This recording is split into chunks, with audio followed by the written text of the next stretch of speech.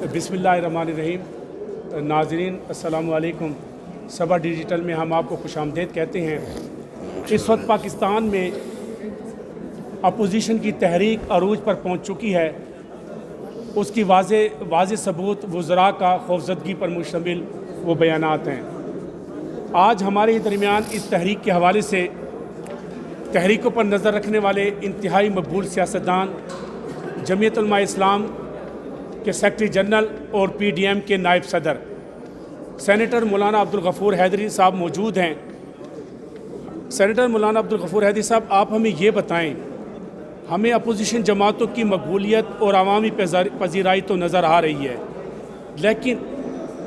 आप पाकिस्तान में इन तहरीकों के हवाले से दीनी जमातों का मुस्तकबिल क्या देख रहे हैं? बिस्मिल्लाहिर्रहमानिर्रहीम। दीनी जमात इस पाकिस्तानी सियासत का लाज़िमी हिस्सा और क़ुव्वत है, और माजी में भी दीनी जमातों ने बड़ा किरदार अदा किया है और अक्सर व बेशतर मुख्तलिफ़ दीनी जमातों के नुमाइंदे मुंतखब होकर के पार्लियामेंट में भी आए हैं, सेनेट में भी रहे हैं। और इस वक्त जो 10 जमातों की सरबराही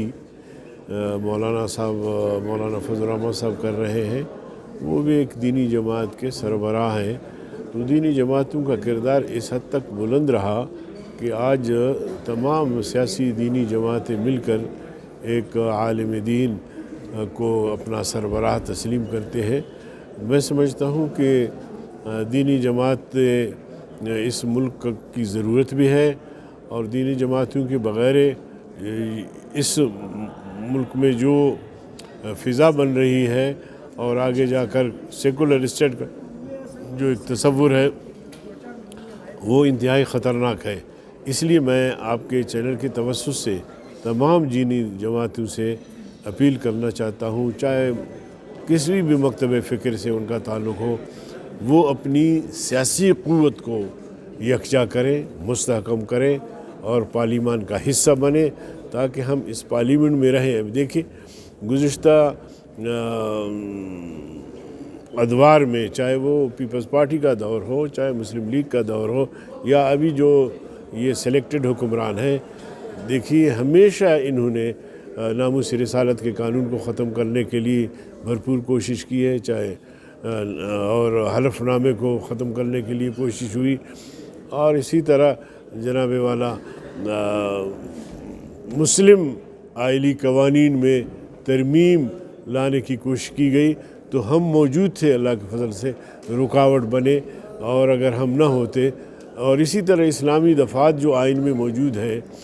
उन दफ़ात को ख़त्म करने के लिए भी इनकी भरपूर कोशिश रही है। तो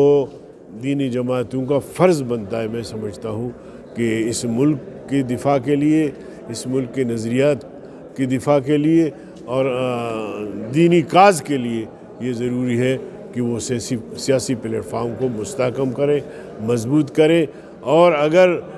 PDM से हटकर कोई दीनी जमात PDM में आना चाहता है, तो वो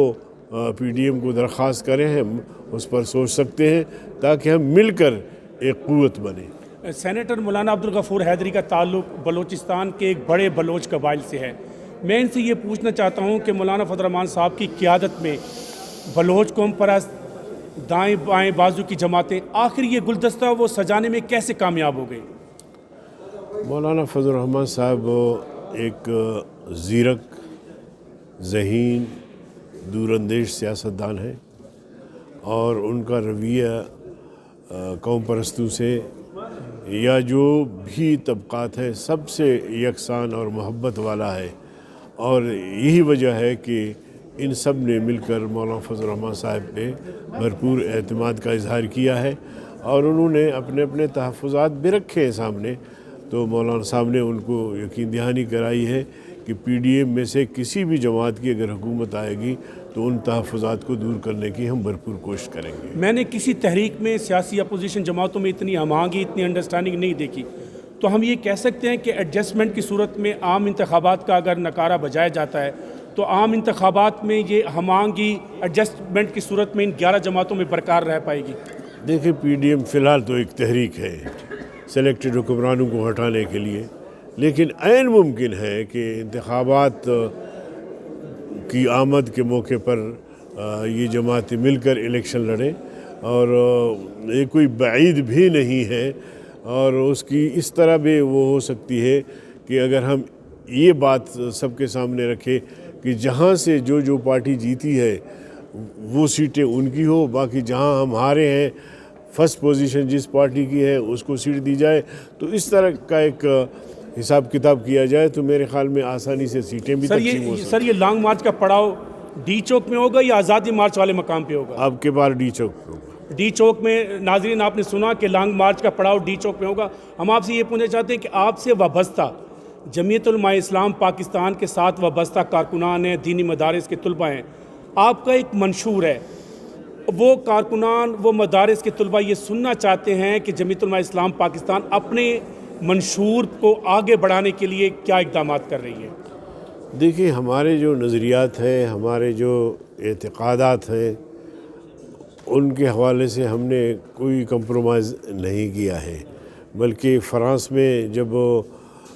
فرانسیسی صدر نے قرآن پاک کی توہین کے حوالے سے جو بات کی یا اعلان کیا تھا، تو کوئٹہ کے جلسے میں مولانا فضل الرحمن صاحب نے فرانس کے صدر کی مذمت سے اپنی گفتگو کا آغاز کیا۔ تو مقصد یہ ہے کہ ختم نبوت، ناموس رسالت، ناموس صحابہ اور جو بھی ہمارے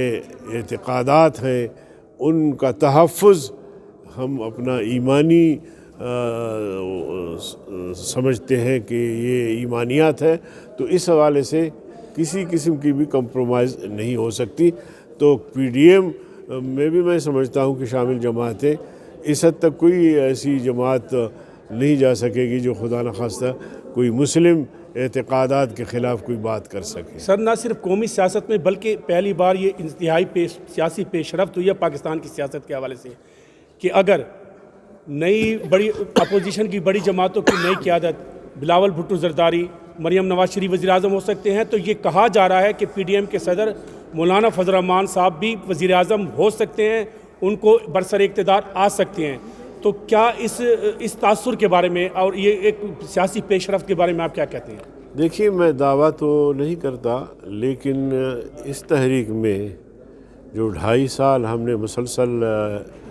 ان حکمرانوں کے خلاف جدوجہد کی ہے اور 15 ملین مارچ کی اور اس کے بعد آزادی مارچ کی، تو پبلک میں ایک شعور اجاگر کیا۔ پہلے شاید اس طرح نہیں سمجھتے تھے عام لوگ مذہبی جماعتوں کو، لیکن اب کے بار جو ہماری جو جدوجہد رہی اور پھر پی ڈی ایم بنی اور اس کی قیادت مولانا فضل الرحمن صاحب کر رہے ہیں، تو اب لوگوں میں یہ احساس پیدا ہو رہا ہے کہ ایک شخصیت یا ایک جماعت جو کبھی ان کی حکومت نہیں آئی، اگر ان کو حکومت سونپی جائے یا ان کو ووٹ دیا جائے اور برسر اقتدار لایا جائے تو ممکن ہے کہ وہ ملک کے مسائل حل کر سکے، غریبوں کے مسائل حل کر سکے، صنعت کاروں کے مسائل حل کر سکے۔ تو یہ ایک جذبہ ابھرا ہے پاکستانی قوم میں، یہ دعویٰ میں نہیں کرتا، لیکن پبلک میں ایک بات ہے، میں وزارت عظمیٰ کی بات نہیں کر رہا، لیکن قوم ہے، اگر ہمیں وزارت عظمیٰ سونپتے ہیں جس طرح باقی جماعتوں کو تو اس میں کوئی حرج نہیں۔ سر سینٹ انتخابات ہوں گے یا عام انتخابات ہوں گے؟ ہم تو اس وقت عام انتخابات کی بات کر رہے ہیں اور اسی پہ لگے ہوئے ہیں، اب دیکھیں کہ مقدرات کیا ہے۔ آپ نے یہ سنا کہ پاکستان کی سیاسی حالات جو بھی ہوں، لیکن سینیٹر مولانا عبدالغفور حیدری صاحب نے یہ ہمیں بتایا ہے کہ دینی جماعتیں